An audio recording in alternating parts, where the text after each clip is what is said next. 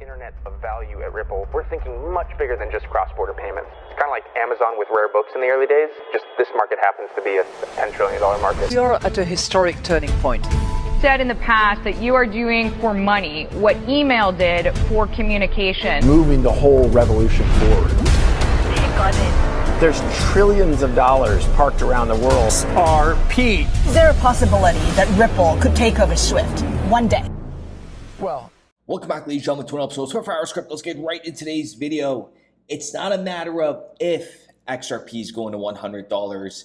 It is a matter of when it's going to happen. Ladies and gentlemen, welcome back to another episode. And just like it's not a matter of if this technology is going to get adopted, it's the matter of when this technology is going to get adopted. And ladies and gentlemen, we have the answer for you today. We had a poll that was taken on behalf of Ripple, and 97% of participants said, you won't believe it, we are right around the corner. Ladies and gentlemen, welcome back to another video.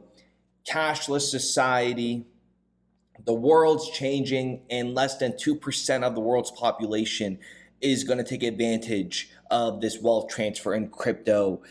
Ladies and gentlemen, let's start off with Amy Yoshikawa. Okay, she is currently working at Ripple. Prior to that, she is actually currently a teacher as well, talking about blockchain, educating individuals on the blockchain sector.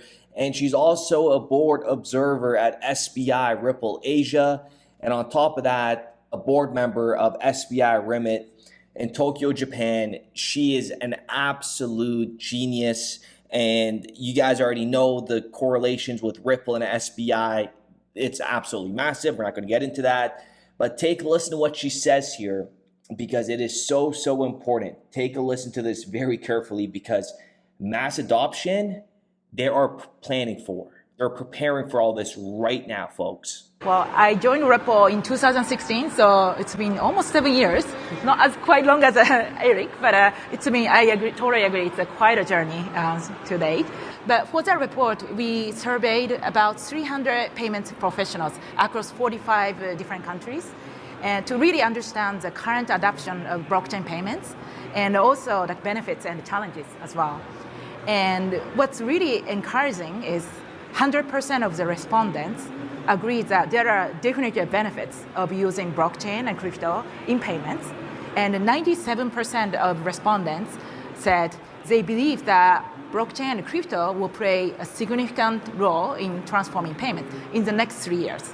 So clearly, it is no longer a question of if, right? It's more of a question of when and how. When I started working at Ripple 7 years ago, there was still a lot of skepticism and question of, does the payments industry really need blockchain or crypto? But we no longer hear that question. It's really more about when and how. And in fact, a lot of the people here in this industry believe that next 2 or 3 years is going to be a tipping point for mass adoption. 97%, let's just say 100%, ladies and gentlemen. They all know that there's going to be major benefits of utilizing crypto in the financial infrastructure, and that's why they all got shaken up when they saw this industry play out. And what are the odds? Just in this little pivot of 2 to 3 years, we have the World Economic Forum saying this. But now we're at the cusp of physical currency essentially disappearing. And a lot of people are going to get surprised, especially with what Ripple is doing behind the scenes. And then in moments, we're going to get into Christine Lagarde. This is so big. I don't understand how people don't see this. And ladies and gentlemen, Ripple is just pretty much everywhere, okay? Brad, can you just let us know some of your headquarters are, please? It's in Abu Dhabi, governments in Switzerland, Singapore, UK, Japan. Thank you for that. And as we continue on, money transfer licenses. This is on Ripple's website. They have over 25, licenses. And I'm going to break it down to you guys. What are the benefits of having these?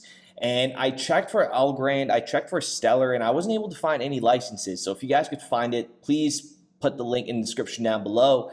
Here is Coinbase, and here are their licenses on their website. It is all accounted for. They have about 20 more than Ripple, which makes absolute perfect sense.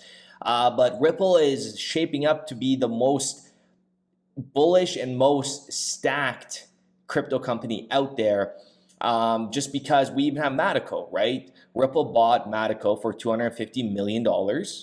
And this is a custody service where Ripple could basically do a name change if they wanted to. They could leverage whatever they were already doing. So this is just basically like Coinbase, Ripple buying out Coinbase. So with that being said, what are the benefits of having these licenses? Multiple licenses offer Ripple various advantages in terms of reach, credibility, and partnerships. Adaptation to changing regulation remains key for sustained success. So as the years progress, regulation is going to keep on changing, and that is why Ripple has such a very strong roster, right? The team they built is absolutely out of this world. Ripple's innovative regulatory navigation established industry leadership.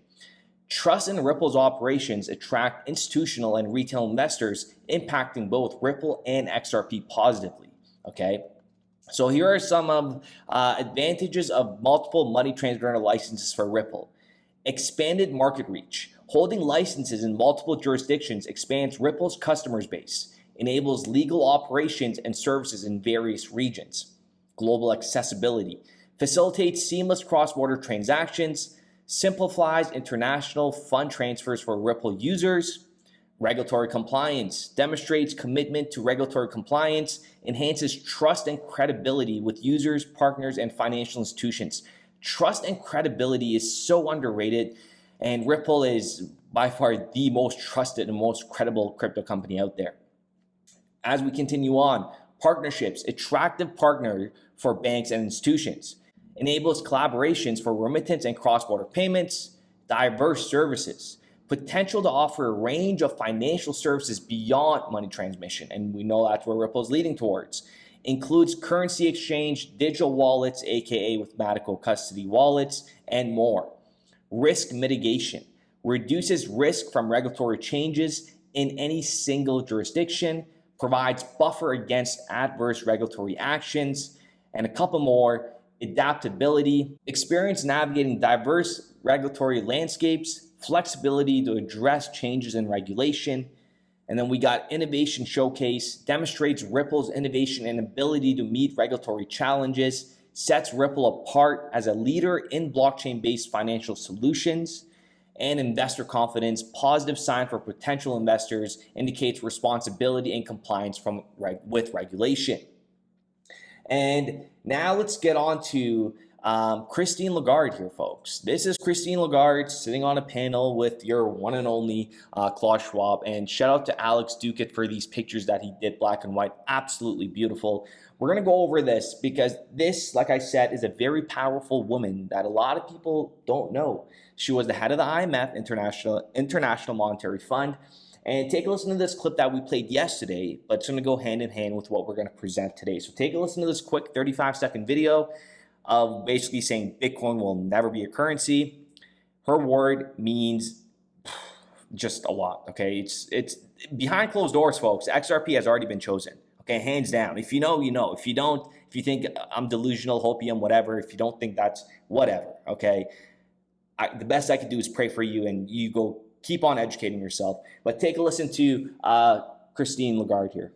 Well, first of all, I think it is not a currency. I'm very sorry to say. I know that some people argue that it has two attributes of the three that constitute a valid currency, but I think it doesn't. It might have one. It certainly doesn't have two.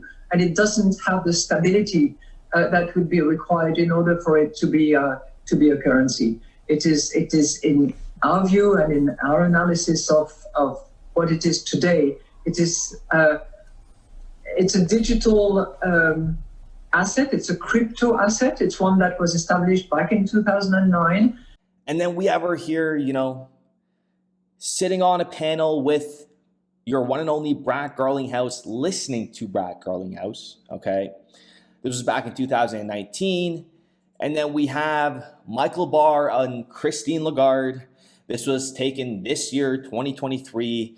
Go ahead and smash that like button. Okay, Michael Barr came on board to Ripple in 2015, left Ripple. They all know what's coming down the pipelines. We even have another meeting here. This was, I believe, in Singapore. We have Christine Lagarde. This is when she was the head of the IMF. We have Ross Lacow. We have Jess Chang from Ripple. We have Brad Garlinghouse right here on the right-hand side as well. Shall we go on? And this individual is from the Monetary Authority of Singapore, I believe. And as we continue on, we have Jerome Powell and Christine Lagarde, probably talking about the XRP moon date right there. We even have Putin and Lagarde. Like I said, this individual is very, very powerful. Very powerful. And we have her, and I forgot, I believe this is the Pakistan or Indian Prime Minister. Correct me if I'm wrong. I could be totally wrong on that one. We have Christine Lagarde with Xi Jinping, aka Winnie the Pooh. We have Saudi Arabia and Christine Lagarde over here. And we have Trump and Christine Lagarde. This is just the tip of the iceberg, okay? But in order for this new financial infrastructure to be born, okay, everybody needs to be on board. We already said that. But take a listen to this little clip, okay, where this new system would make everything different. So the first video is from CypherX, and the second one is from the Interledger Summit from 2022, of them basically saying if this thing adapts, if this technology gets adapted, it's game over. The entire world is changing. Take a listen. Yeah, and the same with blockchain. I said blockchain technologies will be sometime around 2025 or after. But I said that 8 years ago. Because basically I could see it's not a technology. It's actually, when you look at the use cases, lots of people have to agree that that's the right thing to do. Yeah. These systems, if they're implemented properly, will result in a new world.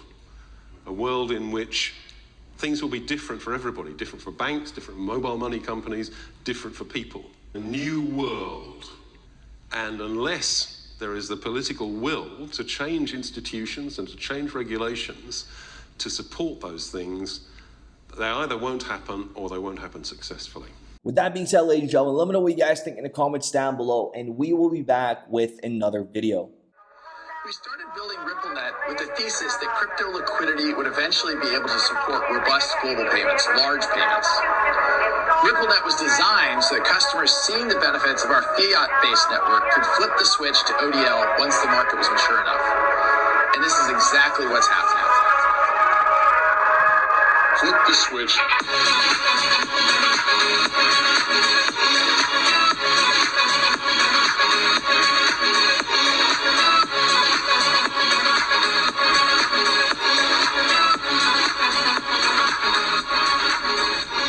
I think what we're building has, it's solving a real problem.